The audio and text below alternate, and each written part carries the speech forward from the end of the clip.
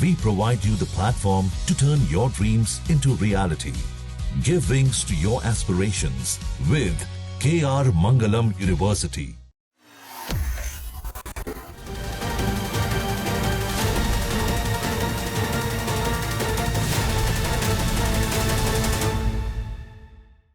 क्या ईरान युद्ध ने डोनाल्ड ट्रंप को कॉमेडियन बना डाला है?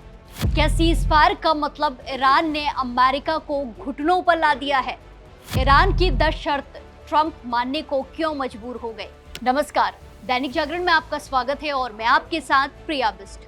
तो आज बात करते हैं कि कैसे ईरान युद्ध ने दुनिया के ताकतवर नेताओं में से एक अमेरिका के राष्ट्रपति डोनाल्ड ट्रंप को दुनिया के ही सामने एक कॉमेडियन बना डाला है। जी हाँ, बिल्कुल डोनाल्ड ट्रंप की ही हम बात कर रहे हैं, जिनकी सीज़फायर नीति पर अब सवाल उठ रहे हैं। वो सवालों के घेरे में है और ऐसा हम इसलिए कह रहे हैं क्योंकि युद्ध की शुरुआत से ही देखा जाए तो ट्रंप के तेवर कई बार बदलते नजर आए। कभी वो खुलेआम ईरान को धमकी देते नजर आए तो कभी ईरान को खत्म कर देने की बात करते नजर आए। और हद तो तब हुई जब ईरान को अल्टीमेटम देने के बाद, ईरान को तबाह करने की धमकी देने के बाद खुद ही सीज़फायर का ऐलान कर दिया। और तो और ईरान की 10 शर्तें भी मान ली हैं, मानो ईरान के आगे घुटने टेकते वो नजर आए हों। कभी हमला, कभी समझौता और सबसे पहली बात, अगर अमेरिका इजराइल का साथ नहीं देता तो इस युद्ध की नौबत आती ही नहीं। लेकिन ऐसा लगता है कि राष्ट्रपति डोनाल्ड ट्रंप ने अपने अहंकार के चलते ईरान को वेनेजुला समझ लिया और बिना ये सोचे उस पर हमले कर दिए। वो इसे भी भाप नहीं सके कि ईरान पड़ोसी देशों में हमले करके और हॉर्मुज समुद्री मार्ग को अवरुद्ध कर उनके पसीने छुड़ा देगा। और यहाँ तक पहले ट्रंप ने ईरान के सामने जो शांति वार्ता का प्रस्ताव रखा, उसने उसे भी खारिज कर दिया। और इतना ही नहीं बल्कि उनका मजाक भी उड़ाया। वो उन्हें जवाबी धमकी भी देता रहा। ट्रंप ने ईरान पर हमला करते हुए ये कहा था कि वो वहां सत्ता परिवर्तन के साथ परमाणु हथियारों के निर्माण की उसकी क्षमता को खत्म करना चाहते हैं। एक और सबसे शक्तिशाली शासक और विश्व के नीति नियंता होने के गुमान में है, वहीं दूसरी ओर ईरान को हॉर्मुज खोलने के लिए मोहलत पर मोहलत देकर अपनी कमजोरी भी जाहिर कर चुके हैं। यदि उनकी सेना इतनी ही शक्तिशाली थी तो ईरान की मारक क्षमता कम होने का नाम क्यों नहीं ले रही है? वो ऐसी मिसाइलें दागने में लगे हुए हैं जिससे अमेरिका भी दंग है और साथ ही इजराइल भी। ट्रंप कभी ईरान को पाषाण युग में पहुंचाने की धमकी देते नजर आते हैं तो कभी उसे शांति वार्ता की पहल करते दिखाई देते हैं। और अब ईरान की शर्तें मान ली है, ये कुछ हजम नहीं होता है। ईरान ने युद्ध रोकने के लिए जो शर्तें रखी हैं उस पर गौर करते हैं। पहली, इराक, लेबनान और यमन में चल रहे सभी युद्ध खत्म किए जाएं। दूसरी, ईरान के खिलाफ युद्ध पूरी तरह और हमेशा के लिए बंद हो। पूरे मध्य पूर्व में सभी संघर्ष खत्म किए जाएं। स्टेट ऑफ हॉर्मुज को फिर से खोल दिया जाए। हॉर्मुज में जहाजों की सुरक्षित और आज़ादी आवाजाही सुनिश्चित की जाए। युद्ध में हुए नुकसान के लिए ईरान को पूरा मुआवजा दिया जाए। ईरान पर लगे सभी प्रतिबंध यानी कि बैन हटाए जाए। अमेरिका में फंसे ईरान के पैसे और संपत्ति वापस की जाए।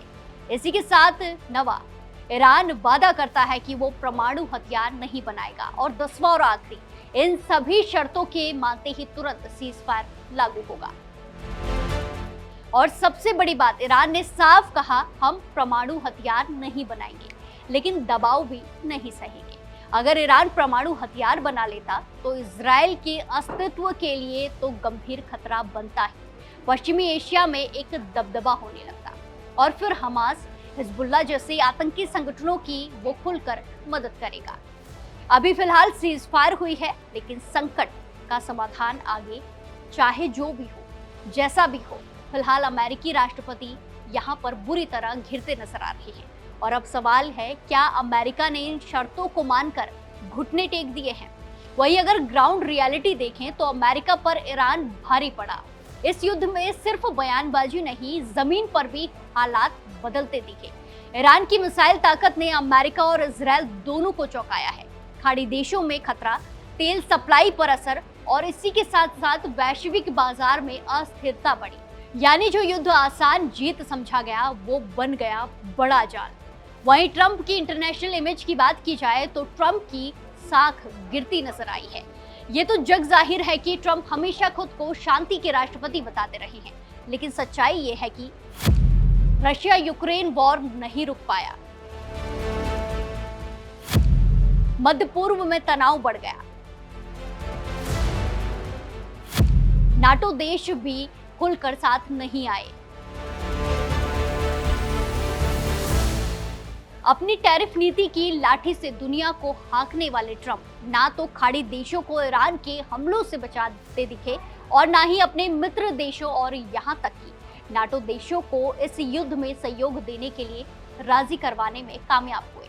उनके मित्र देश उनका सहयोग करने के लिए इसीलिए भी आगे नहीं आए क्योंकि बहुत कम समय नहीं हुआ है जब उन्होंने ग्रीनलैंड पर कब्जे की धमकी देकर उन्हें तंग किया था। इस युद्ध ने ट्रंप को वो का भ्रम भी तोड़ दिया है कि दुनिया में वही होगा जैसा ट्रंप चाहेंगे और उनकी जिद के सामने अन्य देशों को झुकना ही होगा। ये ट्रंप का जो भ्रम है वो टूट गया है। ट्रंप ये कह रहे हैं कि वो शांति के राष्ट्रपति हैं और 7-8 युद्ध रोके हैं, लेकिन उनके पास इसका कोई जवाब नहीं है कि वो रूस यूक्रेन युद्ध क्यों नहीं रोक सके, जिस पर उन्होंने सबसे ज्यादा रियाज किया। शांति का स्वयंभू मसीहा होने के नाते वो खुद को नोबेल पुरस्कार का अधिकारी बताते रहे हैं और उसके ना मिलने पर विलाप भी करते नजर आते हैं। लेकिन देखा जाए तो जानकारों का ये कहना है कि ट्रंप ने कुल मिलाकर दुनिया को अस्थिर और अशांत ही किया है। वो अपने विरोधी देशों के साथ मित्र देशों से भी बुरा बर्ताव करने के आदी रहे हैं। देखा जाए तो ट्रंप एक अविश्वसनीय और अराजक शासक माने जाते हैं क्योंकि वो अपने कहे से मुकरने, मनमानी करने और झूठ बोलने में माहिर रहे हैं। वो ऐसा दिखाते हैं कि उनके पास दुनिया की हर एक समस्या का समाधान है, पर पश्चिम एशिया संकट उनके गले की हड्डी बन गया है, फांस बन गया है। इससे वो कितने कुंठित हैं इसका पता बीते दिनों उनकी गाली गुलौज वाली पोस्ट में भी देखने को मिला, साफ तौर पर दिखाई दिया। हालांकि दूसरी ओर ईरान भी निर्दोष नहीं है और उस पर आक्रामक नीतियों और आतंकी संगठनों के समर्थन के लगातार आरोप लगते आए हैं। लेकिन फिलहाल पश्चिम एशिया का ये संकट ट्रंप के लिए एक जाल बन गया है, जहां वो ना पूरी तरह इस युद्ध को जीत पा रहे हैं और ना ही शांति स्थापित कर पा रहे हैं। और यही वजह है कि अब ये सवाल उठ रहा है, क्या ट्रंप एक मजबूत नेता हैं या फिर एक ऐसे नेता बन गए हैं जो अपनी ही रणनीति में फंसकर दुनिया के सामने मजाक का विषय बनते जा रहे हैं। तो ऐसे में सवाल है, क्या ट्रंप की सुपर पावर इमेज टूट रही है? देखा जाए तो राजनीति में सबसे खतरनाक चीज क्या होती है? अस्थिरता और विरोधाभास, जो अमेरिका में बार बार देखने को मिला है। पहले धमकी, फिर बातचीत और फिर अल्टीमेटम और फिर सीज फायर, यानी दुनिया के सामने एक ऐसा नेता जो खुद अपनी ही बातों में उलझ गया। मध्य पूर्व का ये संकट अभी खत्म नहीं हुआ है, लेकिन एक बात तो साफ है कि इस युद्ध ने अमेरिकी राष्ट्रपति डोनाल्ड ट्रंप की छवि को गहरी चोट पहुंचाई है। अब सवाल ये नहीं है कि युद्ध कौन जीतेगा, सवाल ये है क्या ट्रंप अपनी इमेज बचा पाएंगे या इतिहास उन्हें एक कॉमेडियन के रूप में याद रखेगा। आपको क्या लगता है? कमेंट्स में जरूर बताएं और ऐसी ही देश और दुनिया की खबरों के लिए जुड़े रहिए दैनिक जागरण के साथ। नमस्कार।